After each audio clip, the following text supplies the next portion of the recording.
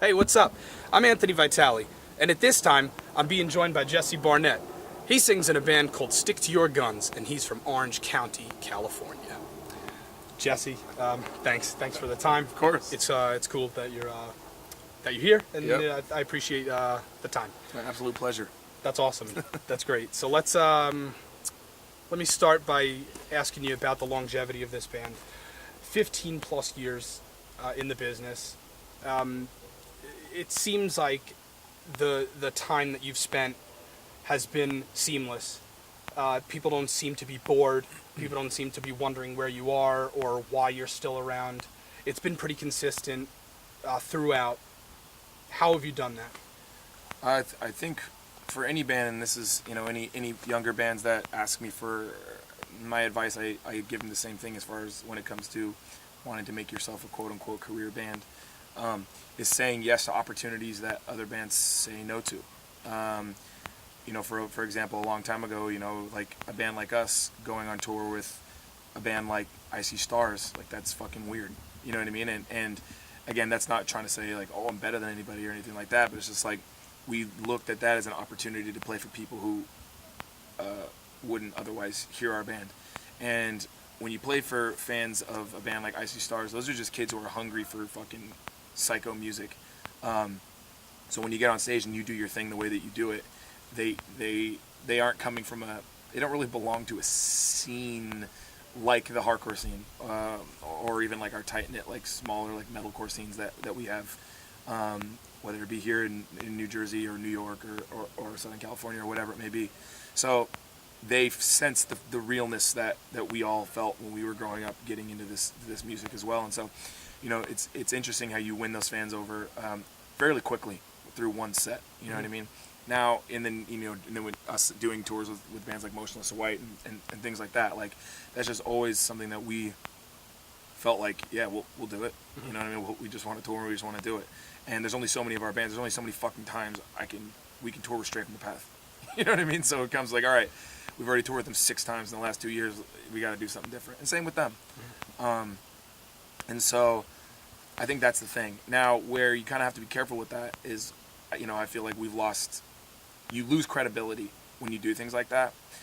But that's not really ever something I was interested in. You know what I mean? To certain people, it's like, okay, we start touring with bands like Icy Stars and Motionless in White and doing shit like Warped Tour and touring with bands like Memphis Mayfire or whatever it may be. People start just going, they're doing their own fucking weirdo thing and they feel a disconnect from us. And I don't necessarily blame anyone for having that feeling or feeling like we're not their band anymore. But that's just, I can't lose sleep over that kind of shit. You know what I mean? Yeah. Like we just want to do the tours. We always try to make sure we check back in with the people who have been involved with us for as long as they have, because they still know we're the same band. Like we've never really compromised ever our lyrical content. We've never compromised what we want to do musically. We just decided to tour with bands who don't sound exactly like us. So I could, if we turned into a band that all of a sudden started, adding keyboards and we, you know what I mean? Like we didn't change who we are or what we're about. We just decided to hop onto a different path. Yeah. We hop on different paths, different lanes and do different things. So to me, I think that added to our longevity for sure. Because, if you go to a Stick to Your Guns headlining show, you're going to see a kid, in a fucking Power Trip shirt standing next to a kid in a goddamn fucking Dance Gavin Dance hat. You know what I mean? It's like, and that's ultimately what we wanted to build, is something like that. And those kids might look at each other and think each other are whack or whatever, but it's like there's a common connection there. And it's not even Stick to Your Guns, it's just the music, and so I think that's important, right? You've answered every question pretty much in just right there, but Right. I agree. So pretty much be yourself, but don't be shy, Right. which is great. The first time I actually seen your band was in 2007, oddly enough, on a different tour package opening for Alicia, and actually you had Catherine underneath you pushing a record called The Naturals, which was just super exciting at that time, and I loved it. So as far as you're changing your sound over the years also, I guess that adds to the whole longevity and consistency thing. Right. Out of all of your albums, give me maybe a top 3 or your favorite of what you have so far. Of Stick to Your Guns? Yep. I mean, I think that the record that I think made us a band where it's like, okay, this is their record is Diamond, and I think that's cool, and I do love that record. I remember the feeling that I had when writing that record. I didn't feel like I was writing a record as important as it became to people. I definitely, I was just like, yeah, I think this is fucking sick. You know what I mean? And then that record dropped, and when we first released Hope Division, I feel like that was the new beginning of Stick to Your Guns, like starting over. Like there was the two first records, For What It's Worth and Comes From the Heart, and that was kind of just like figuring out who the fuck we are. You know, I was 16, 17, 18, 19 years old in that time, and I didn't know what I was doing. You know what I mean? And the Hope Division came along. Like, all right, I'm gonna try to like let's we brought in Chris from Walls of Jericho. That's when he first joined, and we're like, okay, let's make a sound. And Hope Division was beginning of that, and a lot of people didn't like it. You know, there was like reviews everywhere. It was like, yeah, what the fuck is this? This is not feeling it. And then we toured our fucking asses off on that record, and then we released Diamond, and everyone goes, oh well, it's not Hope Division. I'm like, what the fuck? None of you even like that record. What are you talking about? Yeah. And it got really weird reviews. People were like, oh, it's too angry. I'm like, what the fuck you think you're listening to? Right. What kind of music is this? You know what I mean? Exactly. So it's like, of course it's angry. Too angry? How is that even possible? Yeah. And then everything after that, it was the same thing. Oh, we released Disobedient, and then people were like, oh, well, it's not Diamond. You know what I mean? So people are always just going to re-release True View. Oh, it's not Disobedient. You know, it's just, that's how it's always going to be. And, I like the fact that we're always, musically, we're kind of like all over the place because, one of my favorite bands in the world is Radiohead.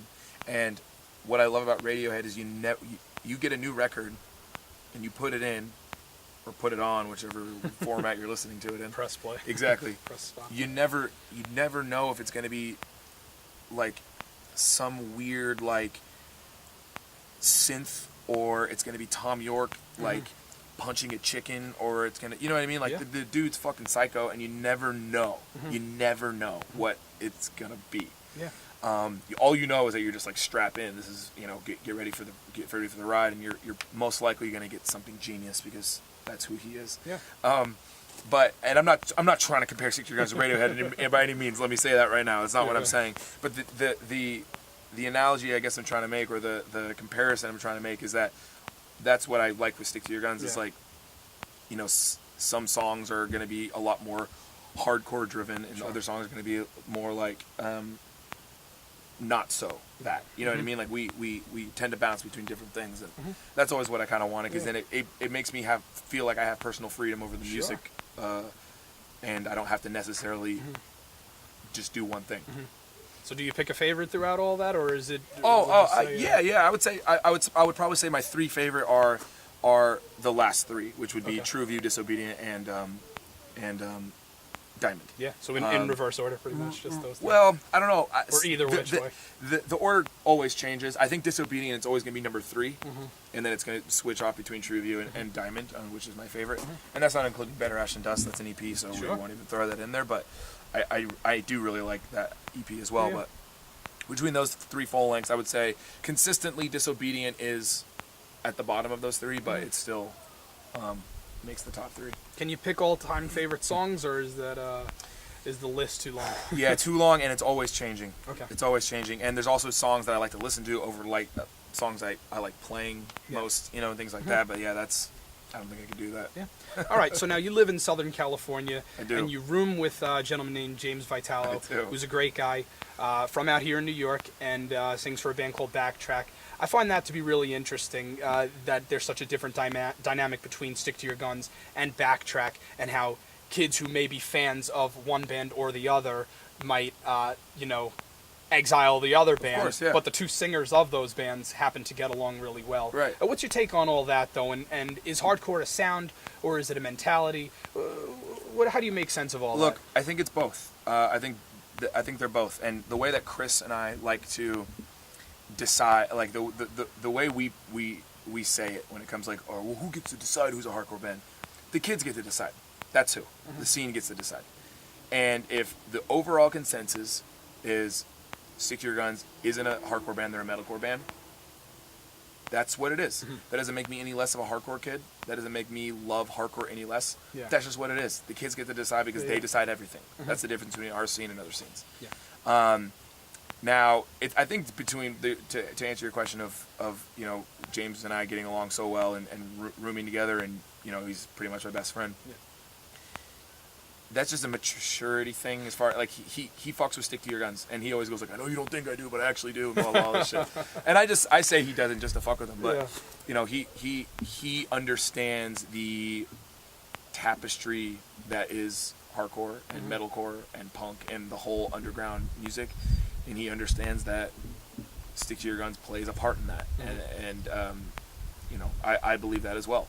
Now he understands it too, that we're not from different worlds. We're from the same world, but we express it in different ways. Like the tour that he's on right now.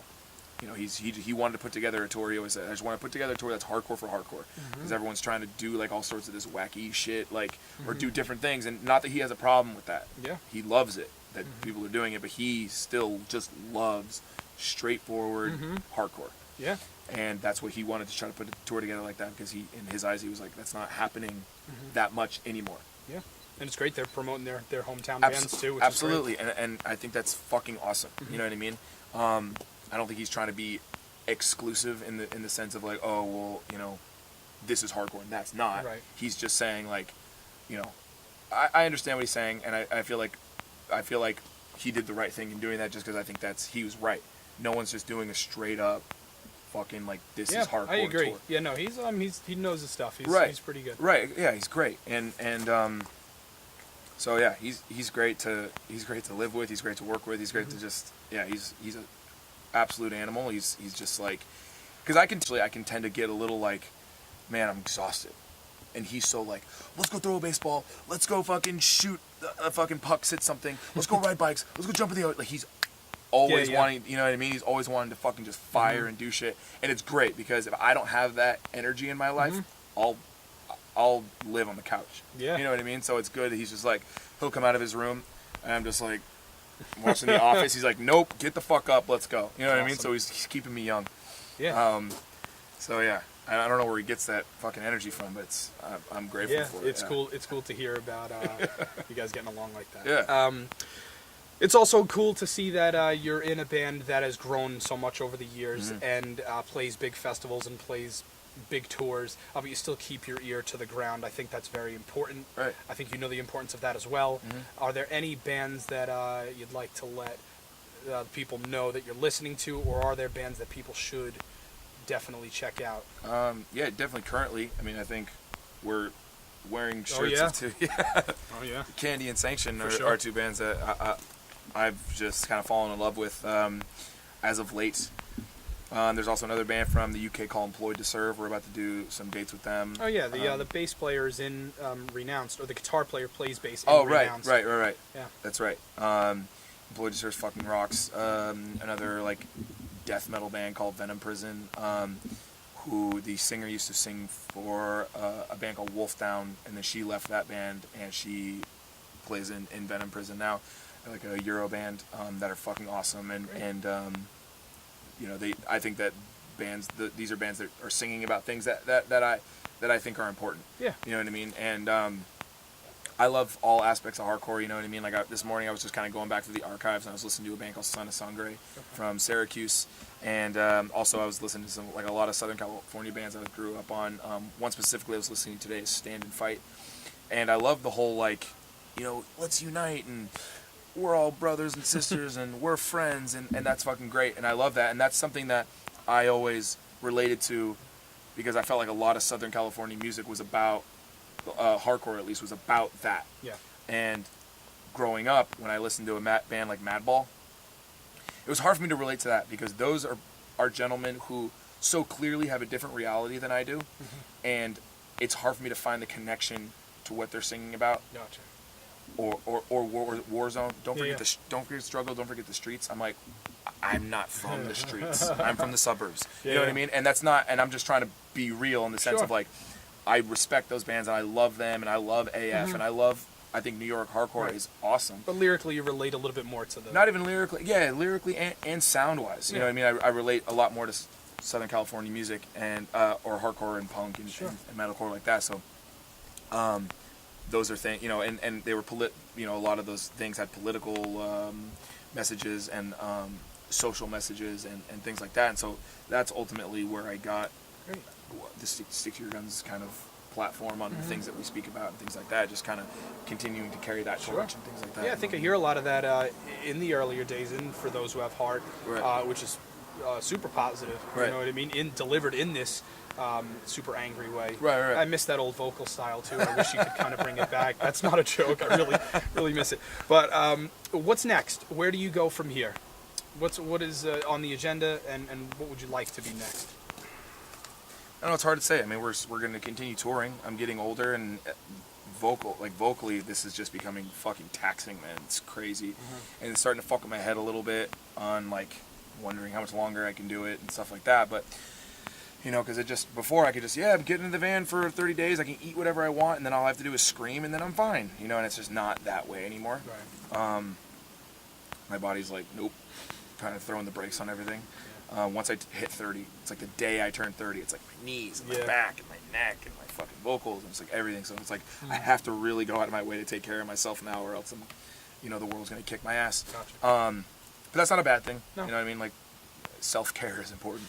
But yeah, I don't know. I don't know. And I think we're doing these bigger tours and these bigger rooms, and they're cool, like we were just talking about before the interview. But we need to kind of come back to the place that raised us, because I think that's important. Yeah. You know what I mean? And play for the kids who really are continuing this scene, and it's an important thing. It is. And I'm not trying to over sensationalize it, or I'm not trying to make it, I'm not trying to be over dramatic. Right. But it's just you know what I mean? It's where truth still lives, and especially in this kind of high tension, depressing era that we have in this country right now. It's important, rooms like that with bands like that saying things that hardcore bands sing about, and kind of reminding each other we're still here. There's a lot of work to do, but we can do it is good, because fuck, some of these places we're going to, and I see some of the things that people think, and I hear some of the things that people think, and it depresses me. And I'm not trying to, again, I never know how to say that without sounding like I'm this, I'm from California, I know better. Because you know what I mean? Exactly. I'm not trying to say that, but it's just there needs to be a mass awakening of common sense, where we're not, like we were talking about it earlier in the van, and basically what it is, it's the classic, right? What's going on in this country right now between the left and the right is the classic vegan argument always. It's like someone coming up going, I'm vegan, which is the left, and then the right going, well, fuck you, bacon. You know what I mean? And that's just a conversation, and there's a conversation to be had in there, but because both sides are coming at it from such a prick-headed stance, and everyone is so filled with spite and frustration, no conversation can be had. So what it's doing is it's segregating and separating people even more, and everyone's frustrated and angry for reasons that they can't understand, because we can't communicate. Yeah. And so it just makes everyone's just, you know what I mean? Whenever I get out anywhere in the fucking country, I'm just kind of we're all very, very on edge. Yeah. And then it's just you go to other places, and everyone's just hey, how's it going? All right, cool, yeah, well, it's a nice day, isn't it? It's just and again, I'm not trying to say other places of the world don't have their problems, but I'm just saying, come on, we can do better than this.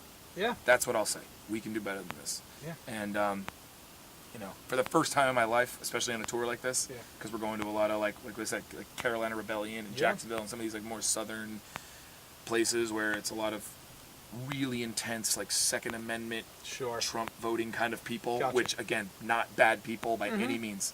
I don't think that automatically deems you to be a bad person, but never in my life have I ever felt second-guessing myself getting on stage and saying the things that I want to say. When I was younger, it was getting on stage and it's fuck this, fuck this, fuck this, fuck this, and I didn't care. And now I'm just kind of a little bit more okay, safe. It's I'm gonna, you know what? Maybe I don't need to say that. I say it in the song, so I'm just gonna say it in the song, and I'm not gonna say anything. You wouldn't want to have to delete all your social media and we'll never see you again. Well, yeah, exactly. It's just I don't know. It's just it's a weird time and a weird feeling. Yeah. And, you know, I don't know. I feel like maybe people don't, when you live in a place and you never leave it, it's almost just like you're always looking at yourself in the mirror, so you can't notice your face changing. Yeah, I agree. But when you leave and then you come back, you're able to see like, whoa, what the fuck is going on? You know what I mean? Like, I didn't know it. And it's like you're starting to grow a beard now because you haven't looked at yourself in the mirror for 3 months.